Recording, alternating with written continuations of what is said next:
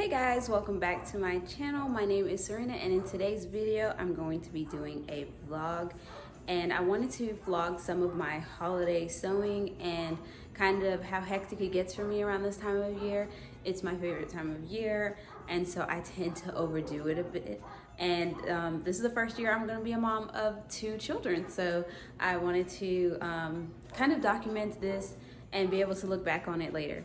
So earlier today we went to the tree farm and took our pictures, and then we also picked up a tree. And then tonight, that's why I'm wearing my house coat, after I get washed up and put my hair away and everything like that, I'll be doing some sewing. I want to start off with finishing up a dress that I made for my little sister, and then I'll be getting through some of my unfinished Christmas projects, like unfinished Christmas pajamas, and I have my daughter's unfinished dress, which I'm waiting for supplies to come in the mail to finish that and to start my own dress. So thank you guys so much for watching.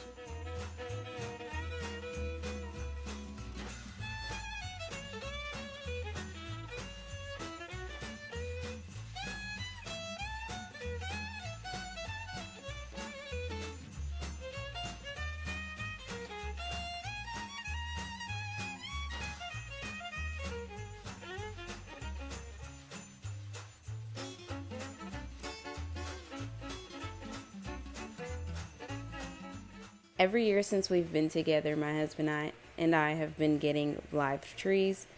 And I grew up with artificial trees, and his family has alternated between the two.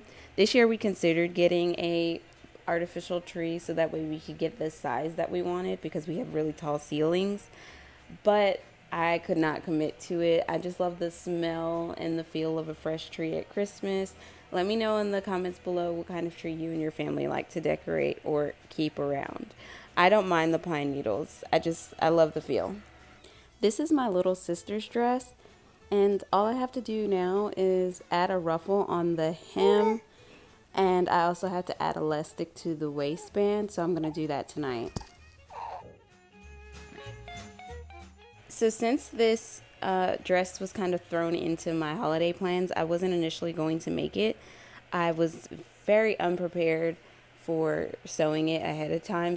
Most of the times, almost all the time, I read through the instructions of the pattern and things like that to make sure I understand exactly what I'm getting into before I start. And I didn't do that this time, so I didn't see that the ruffle would have needed to be hemmed. I do not like when pattern designers have you hem an entire ruffle. I prefer for it to be doubled, so that way you can do it on a fold and the raw edge is in the gather. But since that was not the case, I serged both ends and then I folded it over once and put the hem. So that's what I was doing here, but I prefer not to deal with that. What do you guys do? Should I make this dress in the future, I'll just go ahead and double the ruffle myself. And usually I like to make little notes in my pattern app that I use to keep up with my patterns, to let me know what changes and alterations I've done to a pattern, just in case I make it again. I wanted to vlog this month because I felt like it would be a really good way to get content out, but also so you can see kind of like the background of everything that I do to get my projects done. Sometimes I feel like it may come off as I just run this like perfect operation from idea to reality when it comes to like my pieces, but like I am very much normal. Some days I don't get to sew when I do plan to sew, and really just what I do depends on how my day goes and how the children act. So with this project, even I had to throw in clips from other days of me still working on this dress, because my nights and days don't always go as planned. And even like my thought process can be kind of wonky and random at times. I usually have a lot more planned than I ever actually get done, but that's kind of who I am. I shoot for the stars and land on the moon. I just really wanted to add in this extra gift for my little sister, because I knew she really appreciates getting all dolled up and dressed up, and because we won't be able to see each other this year, due to like the pandemic and things, we're gonna stay within our own household. I decided that I would just surprise her with a really pretty dress so she still feels fancy, loved, and thought about. With this extremely long ruffle, in order to attach it in the most convenient way, I decided to split the dress into quarters. So instead of doing one long gather throughout the entire ruffle, which had the chance of breaking and being a waste of thread and time, I split it up into 4 sections and gathered each section separately and then added it onto the dress.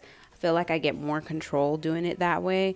And if I do run out of thread in my bobbin case, I can load it up and only have to deal with that one section instead of having to redo the entire ruffle. So that's my tip on how to deal with really long ruffles, but feel free to leave any ideas below. We can all help each other out. So here is the completed dress. I still have to press and top stitch the ruffle, but I'm really happy with how this turned out. It doesn't have any closures on it. It's all elastic, so I think it'll be really good since I didn't have her to try on the dress.